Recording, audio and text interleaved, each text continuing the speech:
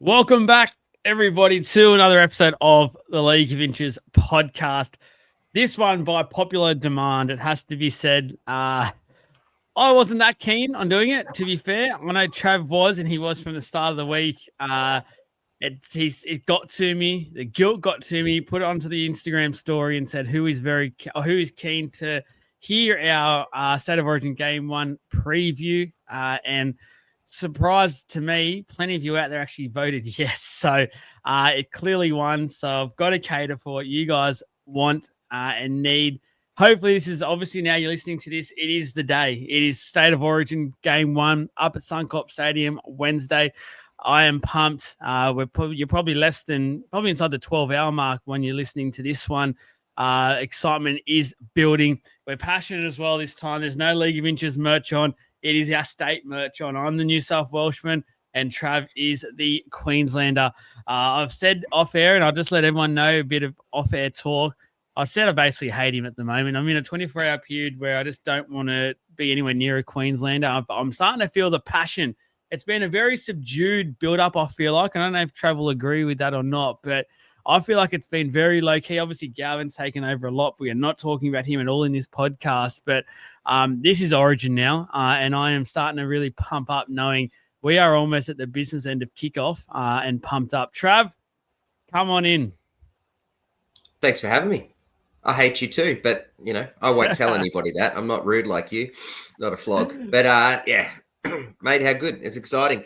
I feel I do add to your sentiment there of I feel like I'm the only one that's excited about tomorrow.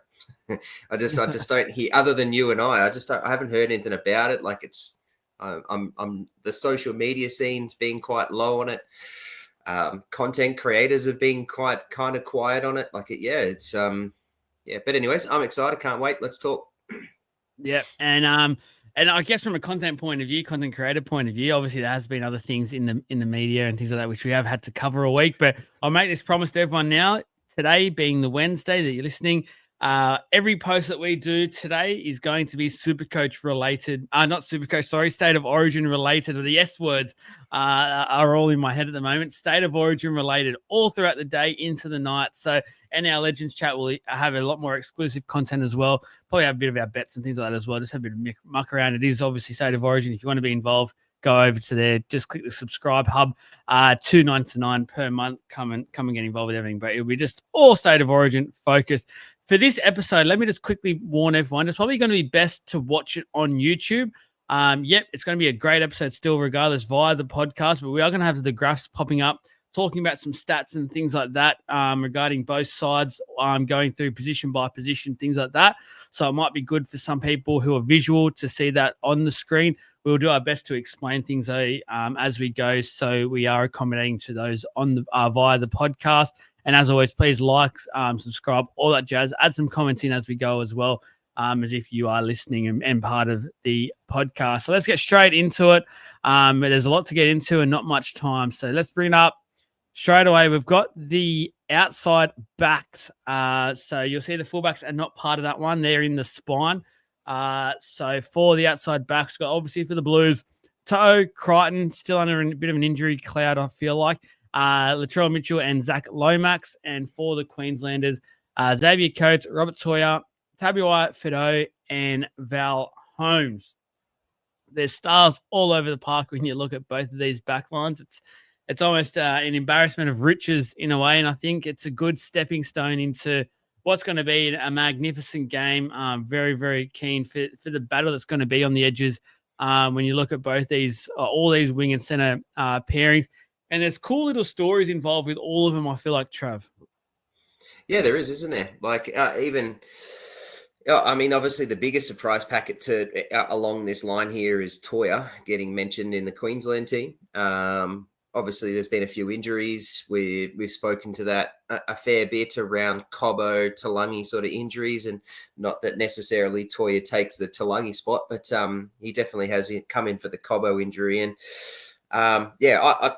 it's full credit to him. 10 games into his career and he's getting selected. Billy wouldn't make he knows how important Origin is. He's a Queenslander himself. He played through this. He won lots. He bleeds this. I saw a really nice article about what he used to talk about with his dad.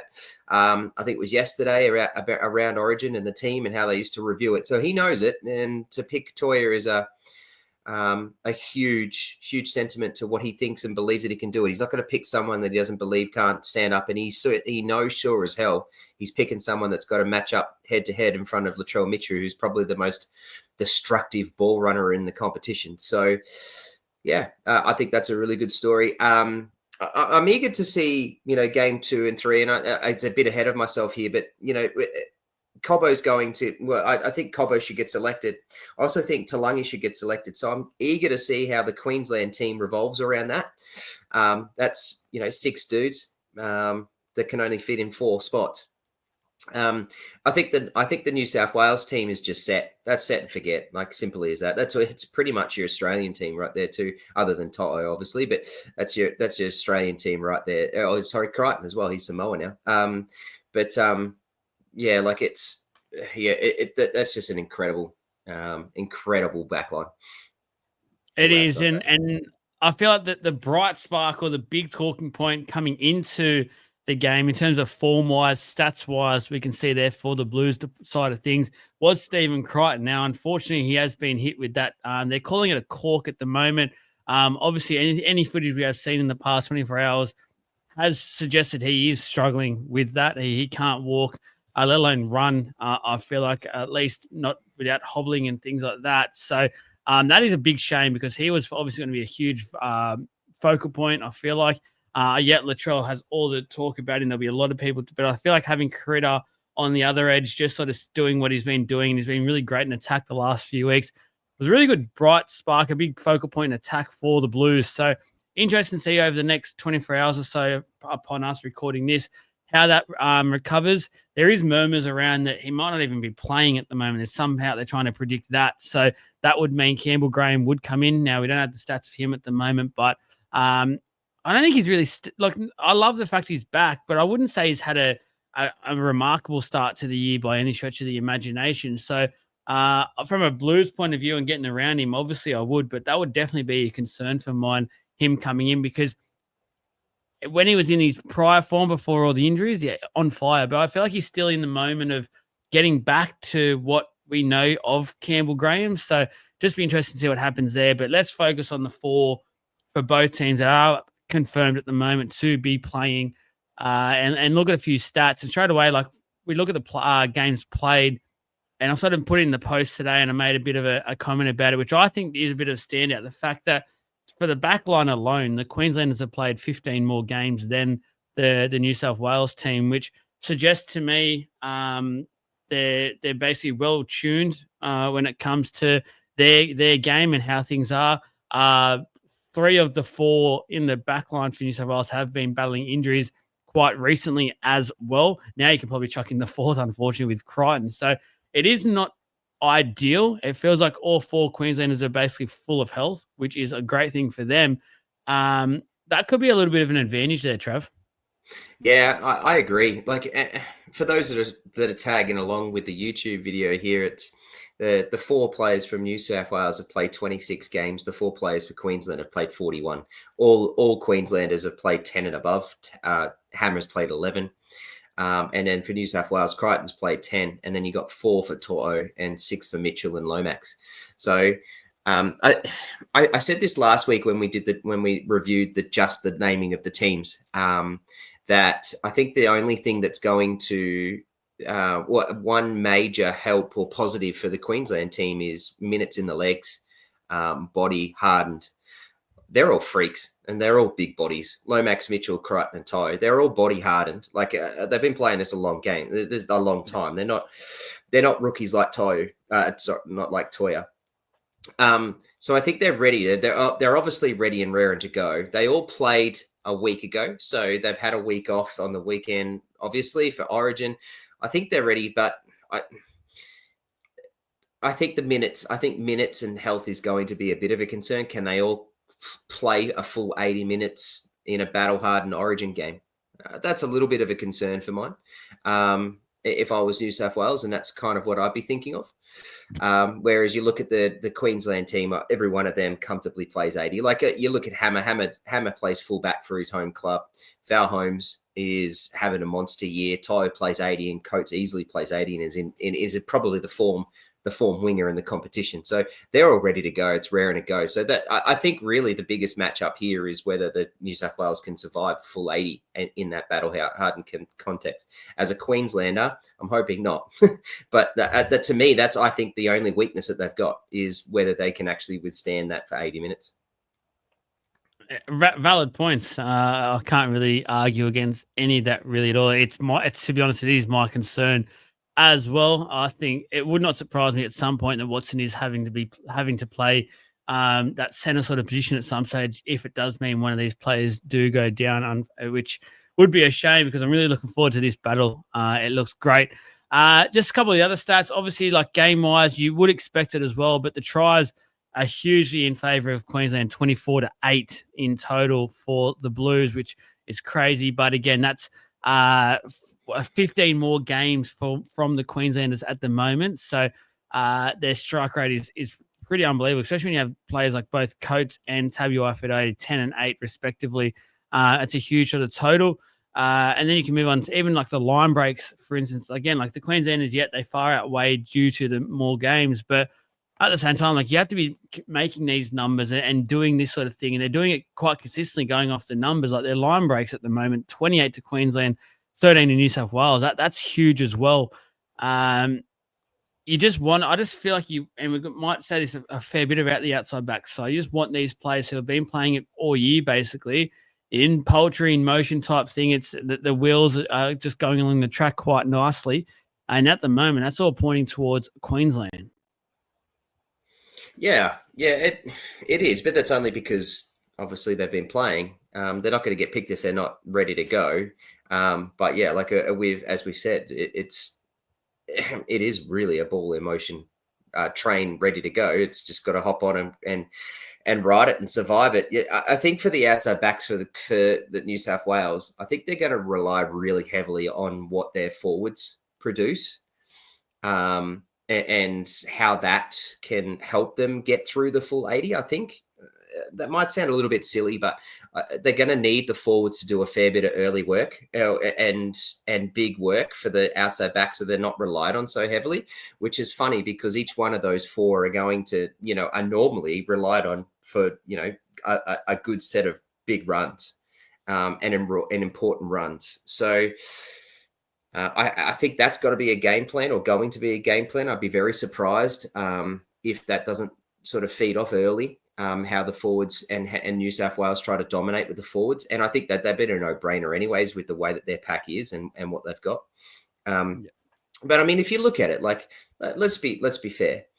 I mean, Crichton and Mitchell are probably the two of the most destructive ball running centers in the competition. And Mitchell's only really played center when he plays Origin. He played, I think, one game this year in center when he came back from his injury.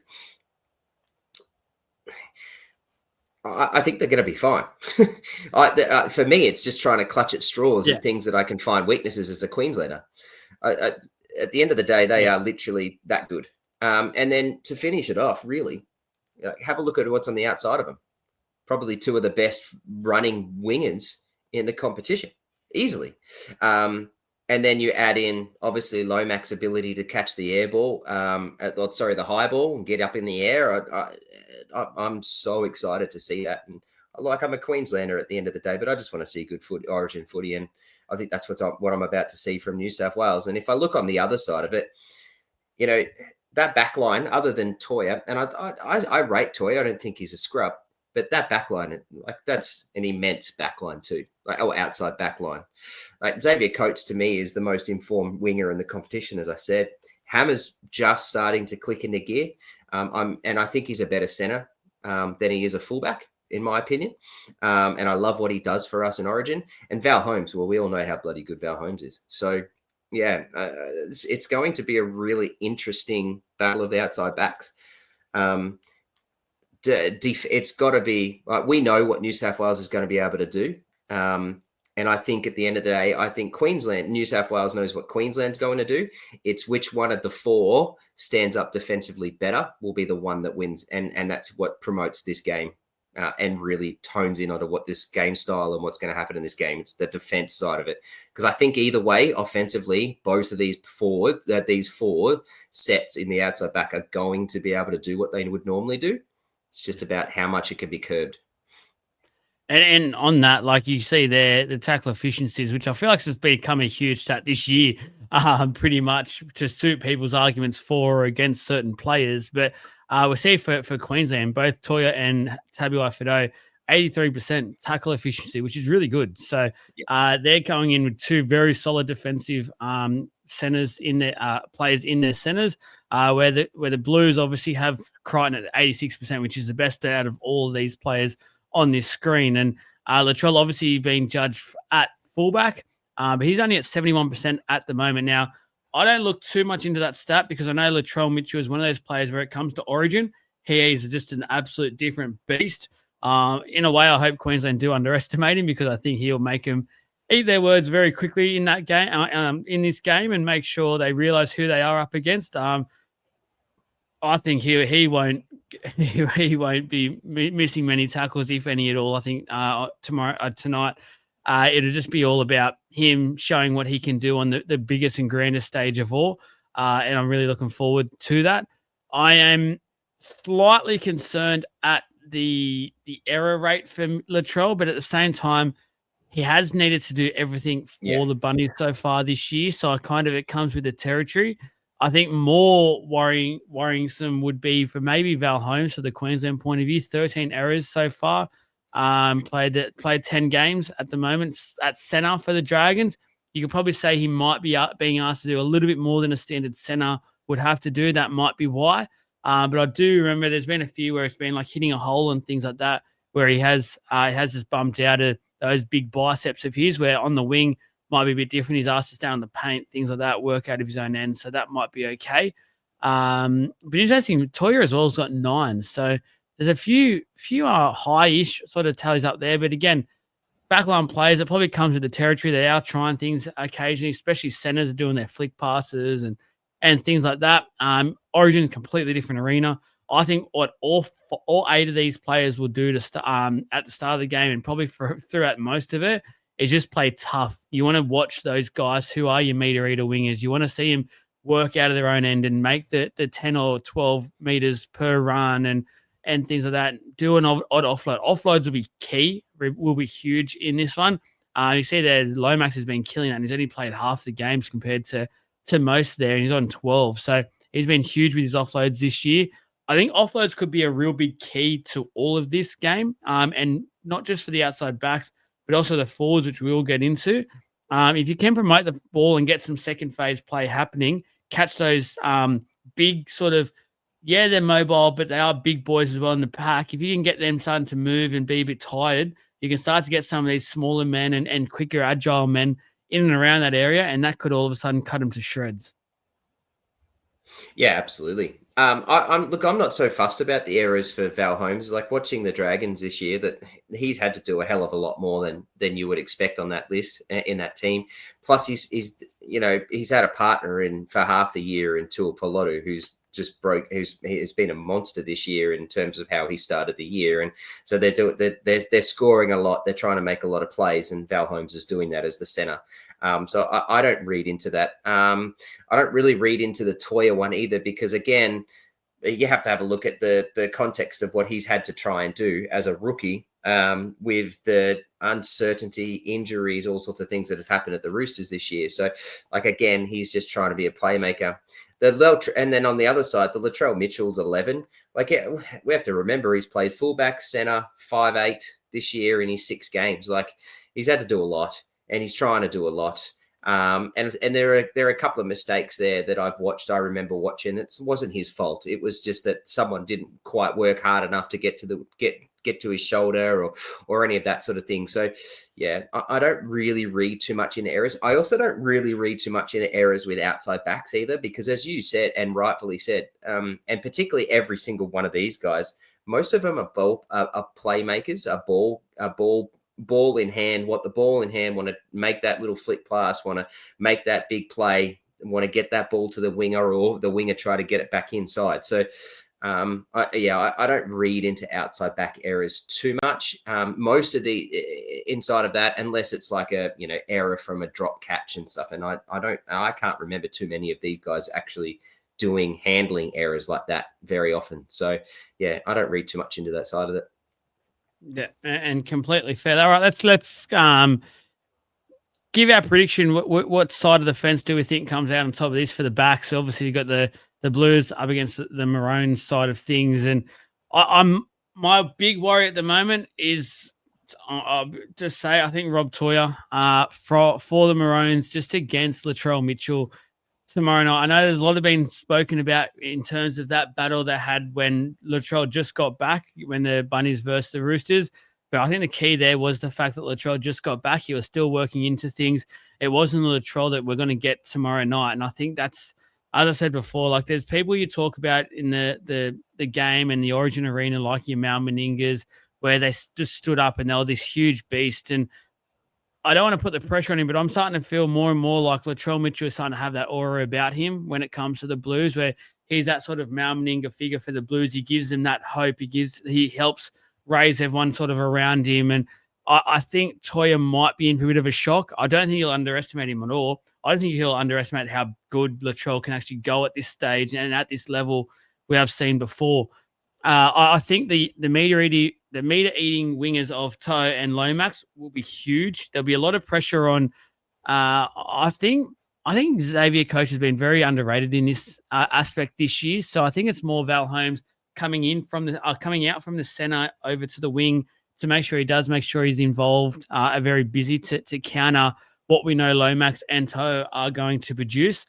As long as they stay fit and healthy, I just have to give the points to the Blues, in my opinion, this backline. I think the names, what they've done in this arena over the last year or two, what they've achieved themselves personally over the last 12 or so months, I think the Blues backline will just get the job done.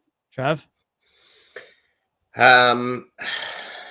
Yeah, this is a tough one because I'm still looking at at four names of the Queensland team, and I'm very happy as a Queenslander that they're picked. And they were no-brainers to me. They're all very good players, but I look at the four New South Wales guys, and I'm like, they're next level. And so my question, and the question is what I just said to you before, is which one is going to be the one that defensively stands up? I think Queensland have done a lot of work on the last 8 days around making sure that defensively that's what they've got to do. I listened to a really nice interview with Harry Grant yesterday around what they were doing and what they've been working on defensively. And I think they're ready to match it up. I'm actually going to call this even. Sorry to say, but I think I'm actually going to call this quite even. I think Toyer's ready. He's going to make a stance. He's going to come in as a rookie, and he's going to make a couple of mistakes. He's going to miss a few tackles. That's Latrell Mitchell, is what he does to everybody. But I'm calling this even, and I don't think this game's won by either of these four. Sit on the fence, mate. You get splinters doing that, so just don't get used to that. I'll enjoy it. Next up, the spine. I think this is a really interesting topic, to be honest with you. I think there is so many storylines at play here. And it could be a topic where you could honestly have a 2-hour podcast on the spines alone, and there'd probably still be things to talk about. Because there is just so much involved here. Like from the Blues point of view, you go through Edwards, Moses, Cleary, Robson. Again, the games played is an area of concern, and not just that. The fact that most of these players, apart from probably Robson, have spent majority of the year not looking 100% fit, which is, again, a huge sort of concern when you look at that. But then you look over to the Maroons, and it's more so majority of their team, their spine has played at least 10 games. Harry Grant is the odd one out with 6. He has battled that hamstring injury as of late, where he did come back last weekend or the weekend before for the Storm and seemed to get through it. But Ponga and I'd say Cherry Evans are probably out of form. It's fair to say they've been in much better form coming into an Origin series in the past. I think they'd admit that as well. Probably no thanks to their own team as well, but in Cherry's scenario, probably put that on himself as well with that announcement. So Harry Grant, before his injury, I think was in actually pretty decent form. So just be about making sure he's an elite level hooker. If I was a Maroon, I would not be worried about him in the slightest. Cameron Munster, though, he is an absolute Origin beast. Like we talk about some of these players that have this aura about them. I think Cameron Munster is very smart. I think Cameron Munster is a very good player. I think Cameron Munster, when it's all said and done, he's going to be remembered right up there when it comes to Origin players. And this season alone, when we look at him and how he's been timing his run, he has timed his run perfect. I reckon in the last 4 or 5 weeks, he's gradually gotten better and better and more involved as the weeks have gone. And as a Blues fan right now, I am shit scared of Cameron Munster Wednesday night tonight and what he's about to produce for the Maroons at Suncorp Stadium. I think this has all the writing on the wall for a Cameron Munster masterclass, and it scares the living bejesus out of me.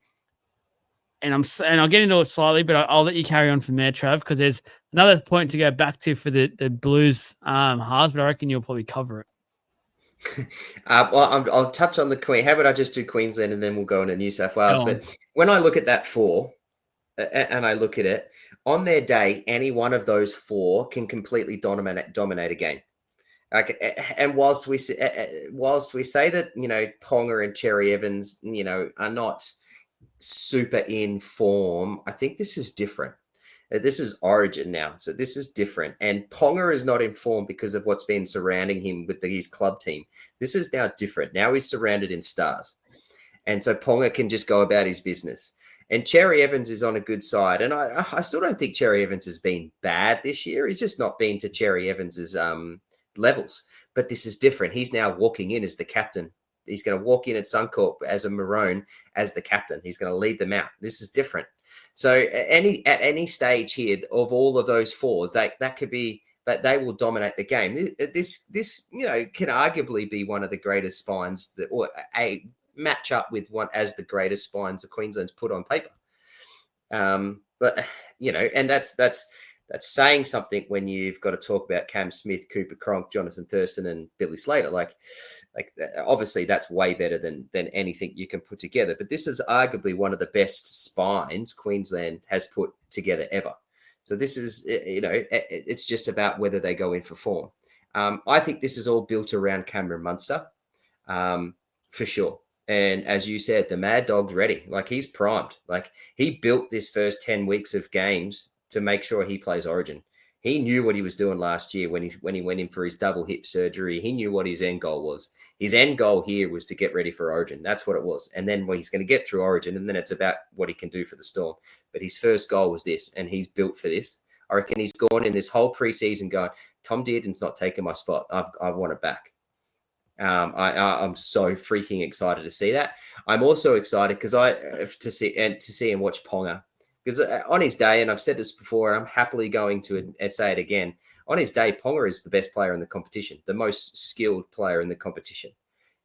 And I think this team can set him up to be the best player in this team.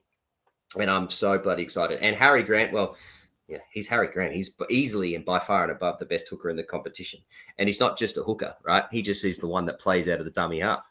He's just the lucky he gets his hands on the ball first, but he's everything. He's a playmaker, a try scorer, a try setter, a tackler, defensive machine. Yeah, he's just everything that you would ask for and wish for in the hooker. He's changed that hooking role for sure.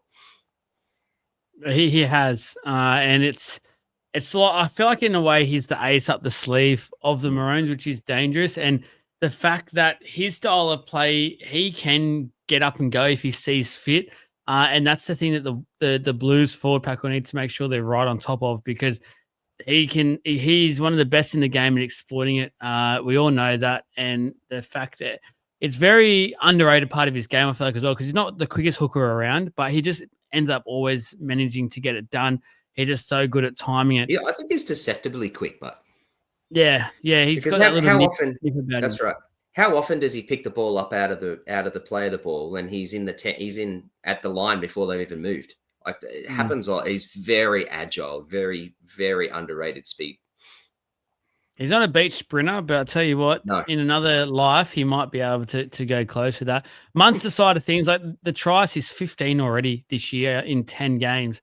That just, for me, just tells you where Munster's mind's at. He's just on another level at the moment. And again, I can't keep echoing it, but he's just a different beast at the moment, and it terrifies me. I feel like I'll put it out there in the Legends chat today, but I do rate him very highly this series. Go ahead, check that out. I think it's a great value bet moving forward into the series. Just on quickly before I go for the Blues, I know we're running out of time with all this. We don't want it to be a massive episode, but the Cherry Evans side of things, I feel like this might be, and probably Ponga to a degree as well, getting out of that team environment might be the best thing for them. They might actually use this as a period where they feel like they can probably breathe again. They feel like they've got that big weight off their shoulders. Their team aren't relying on them, or they don't feel like they've got people anytime they turn around the corner looking at them or talking about them, things like that. It's been the first, it's been almost 2 weeks now, camp, just under, and neither player has been spoken about, really. And if this was any normal club week, they would have been probably front and center of most papers and social media websites, things like that. So this could be a very welcomed relief for him, and another danger point, because Ponga, he doesn't need much to just get back into that little bit of form, which terrifies every Blues fan in the country. And again, at Suncorp Stadium, you get that extra lift that you do there being a Queenslander. Very scary. Oh, yeah. Yeah, absolutely. But I'm biased. I'm a Queensland fan. For the Blues, just Moses Cleary combination is probably the worry. I don't know if it's the biggest worry though. When I say that, I actually think the biggest concern at the moment for the Blues is Dylan Edwards. He has not been in anywhere near the form, and I'm just going to call a spade here.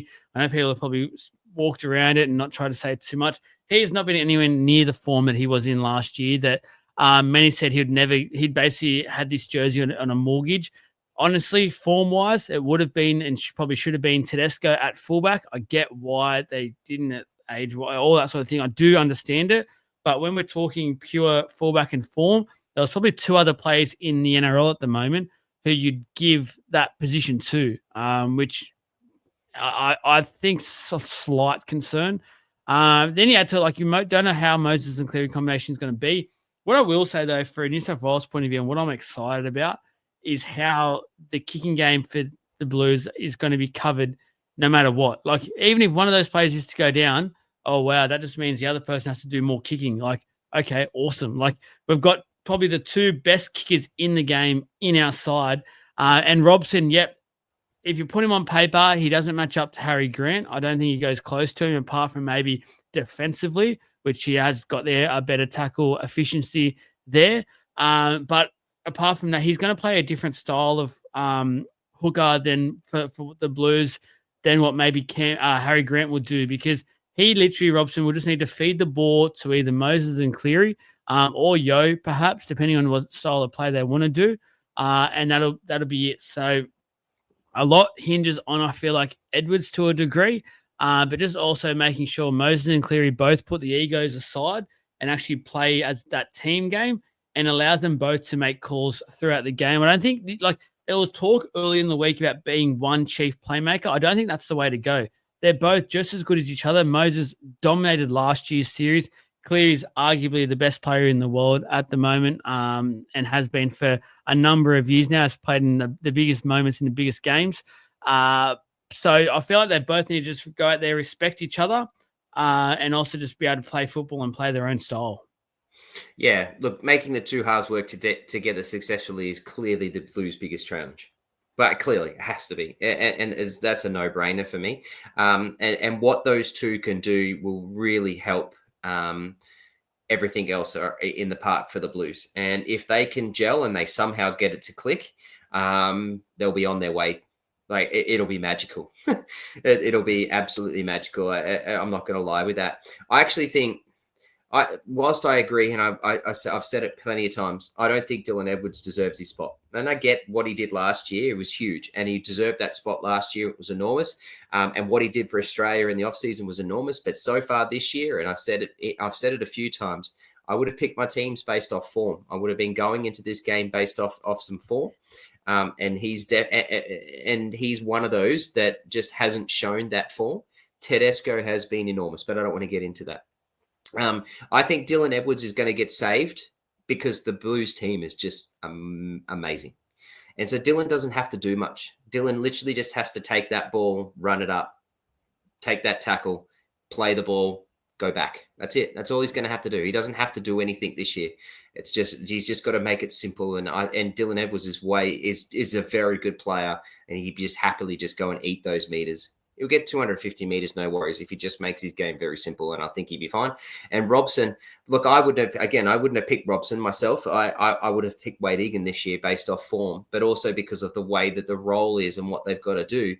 But again, Robson doesn't have to do anything. Robson just has to get behind the tackler and make a very simple pass and keep it very simple. That's all he's got to do. And we know that Robson defensively is a machine. So, it's very simple for those two. It's literally just about how the two halves can click. And I'm not even going to say Moses is the 5'8". It's literally just going to be left side halfback, right side halfback. It's as simple as that.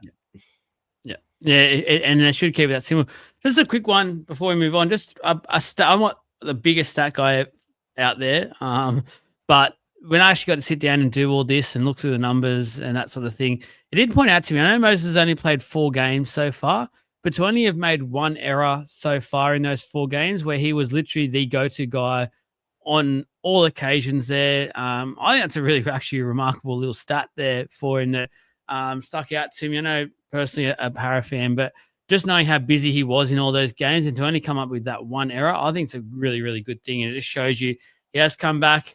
His body does seem to be holding up, touch wood. And for the Blues, yeah, we'll see what happens. What about who wins this battle? Trav, who you got, the Queensland or the Blues?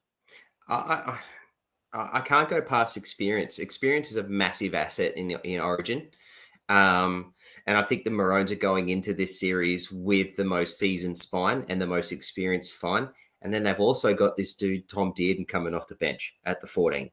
And so I actually really like the experience side of this in game 1, and I'm going to give the edge to Queensland for game 1. And I think game 1's going to be a really there's going to be a few knobs tweaked and a few things happen, and I fear for what will happen in game 2 and 3. But in game 1, the edge is Queensland. I tried to do like you go while you were talking. I went player and versus player and tried to break it down that way because I'm finding it very hard to separate this battle. And I came up 2-on-2, so I came up even. I'm going to give it to Queensland by the smallest of margins, purely off the fact of how good I reckon Munster's going to be this series. That for mine's a deciding factor, and just the fact that Moses and Cleary haven't played together. Yes, there'll be people screaming at the car right now saying how good both players are, and I'm not denying that one bit. I just don't know how they're going to play together. We could come on to hear game 2 talk similar and coming off them playing amazing together, and this chat will be completely different. I'll say New South Wales hands down, but just because I don't know how that's going to go yet, I have a little bit of reservations where we have seen pretty much this spine for Queensland do it before, and we know what Origin Munster is all about. The forward pack. This does consist of Isaiah Yeo at lock as well, just for those listening at home or in your car, wherever you are. It is the only area where New South Wales do beat Queensland when it comes to games played. It is only by 4 games, though, but this is the only area where I've got more, I guess, experience for this year. And you look down the list, like Barnett, Haas, Martin, Crichton, Yeo, versus Fodawaker, Fastu Malawi, Cotter, Nanai, and Carrigan. There is beasts galore in this that just love this arena, love to rip and tear. The more I look at these lineups, the more I go, I cannot wait to see the opening 15, 20 minutes. I know it's been a very dull sort of lead into this game, But I reckon once that ball's kicked off, we're going to see this anything but. You got people like Liam Martin, who we know probably hasn't been in the best of form this year for Penrith. But what I've liked from Liam Martin this year, he's done the tough stuff. And anytime Penrith have needed a lift, Liam Martin's been the guy that's gone out to try and put either that big hit or make that big run, even though he's looked busted the whole year, basically from the get-go of round one in Vegas. He hasn't stopped. So imagine that times 5 more because he's in a Blues jersey. It's just that scenery. It's that arena. He's got 40-odd thousand Queenslanders abusing him every time he's got the ball. I think he'll love it. Same as Crichton. Like, let's remember, Crichton got man of the series last year by playing like that. He absolutely terrorized his edge for the Queen. I think it was Cherry Evans on his side. Absolutely terrorized him all series long, and no doubt he'll have that same mind frame. My big point, I guess we're going to be talking about New South Wales first, Isaiah Yeo. I think that this is a huge series for Isaiah Yeo because we've seen him in the past. He's just coming off his best series to date, and that was being played at prop, coming off the bench. That worked best for him, in my opinion. Now he's got, because of the Cam Murray injury, he basically has to play, and he's the captain now, has to play lock, has to start there. He has to balance it right. It's not going to work like we've seen it work with Penrith. We've seen it in the past. It doesn't do it for the Blues. So he has to be able to change up his style of play, still tuck the ball under the wing. Don't always be that guy that has to be in there, pass the ball, slow it down, because Cleary might like that. But I know for a fact Moses doesn't like it slowed down. He wants to play on the run, hitting the ball. So he's going to have to work out. And he's probably the biggest center point of this whole team is Isaiah Yeo. He's a huge dictator of how this goes in game one for the Blues, and I'm very excited to see, and I guess the storyline of it, how it all plays out. Yeah, absolutely. I'm going to go away from this away from that, and you've made some really good points. But if I'm going to look at the two lists, and you look at the New South Wales and you look at the Queensland, and here, and you just, in all honesty, you tell me matchup versus matchup, right? Barnett versus Mofo, who wins? Barnett. Tino versus Haas. Now that's a big question. What a hard question to ask. How mouthwatering is that? But I can tell you who I would pick.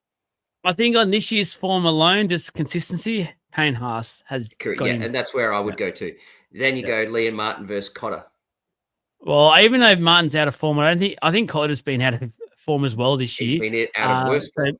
Yeah, so I'd probably say Liam Martin. Correct. Crichton versus Nano. Again, I think because of the big stance or the standard that Crichton set last year for himself throughout the whole year, he has been slightly below that. But even going off his numbers, it hasn't been that terrible year by any means. So I'd go Crichton over Nano, who remember he did get dropped. Correct, and has come back since and had 4 or 5 incredible games. But I would go Crichton as well, and then again Yeo versus Carrigan. I absolutely love what Carrigan's done this year. I know it's a different position. But not in that position. He's been at prop. So that probably takes him down a rank or two when you are comparing the two. I would have actually switched him and Fa'asu'a Malawi if I was the Maroons. I would have had Tino start at lock, Carrigan back to what he's been doing at prop and been doing so well for the Broncos. So probably say Yeo just. I know he's been in a struggling team. He's only won 3 out of 10. It's probably not been a lack of trying or effort from his behalf. He has been thereabouts in most of the games. I do think, though, he has looked a little bit busted this year, whether that's fatigue, catching up with some of these Penrith boys. We'll probably find out in this arena, because if there's an arena that will pick these boys up to show us what they've still got left in the tank, this is it. So I'd probably say Yeo would get that just. Yeah, so I agree with you. I think everyone on paper of those 5 is New South Wales has beaten. I would agree with you. And then looking off the bench, you've got Leniu coming off. He's just an animal. You've got Hudson Young coming off, who's literally he's probably been the most underrated and has been one of the best forwards in the competition. He's coming off the bench. And then you go to the other side. Lindsay Collins has really not done much at all this year. He's played 1 game in a while now. And then you've got Liero, who I don't even want to talk about. So, and then you've got, who is it? You've got Dearden, and who's the other one I'm missing? For Queensland. Yeah. Oh, Fermor. you've got and Fermor. Fermor's been good, but and there's a whole other thing. 3 Titans blokes playing in Origin is funny. So at the end of the day, the New South Wales just far outweigh the Queensland forwards. To me, it's just and in big games like this, where are these games won? Like they're won in the engine room. Simple as that. Yes. The Blues have got that. So this is huge. It's going to be. I'm so keen. To me, it's the forwards versus the forwards, which I'm actually the most keen to see.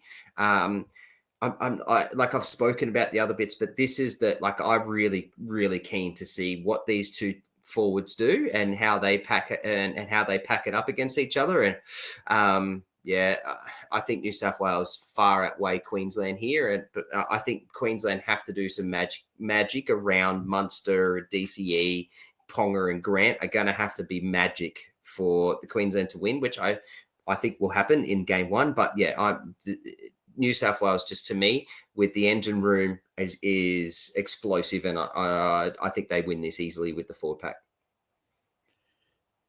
As in Blues win it easily? No. As in the forward, the battle. To talk like battle. we've been doing. Yeah, I think the forward pack. Yep, easily. Yeah, I do. I think you're right. I keep looking at that Queensland list, and it has me worried for Arsenal, Malawi, and Carrigan. I just know how much of a beast both of them can be. Them together is huge.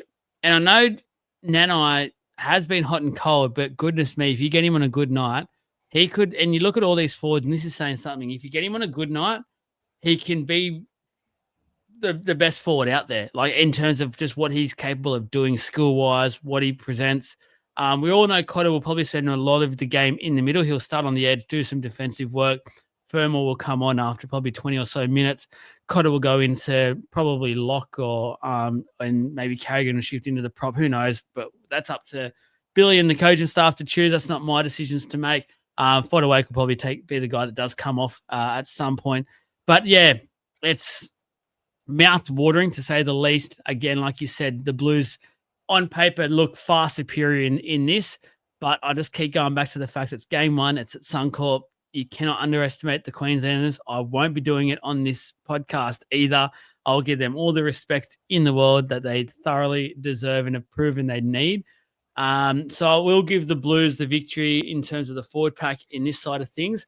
Before we go, what about just the result of game 1, Trav? Again, everyone's listening to this on the Wednesday, so tonight, which perhaps spoken about that. And one thing I will say on the Queensland factor is Cameron Munster, and I feel like I've just made it all about him, but there's a reason why, because I think he will be the reason why Queensland perhaps get the win as my prediction. But he has shown in the past he can actually play at the highest of levels without having a dominant forward pack.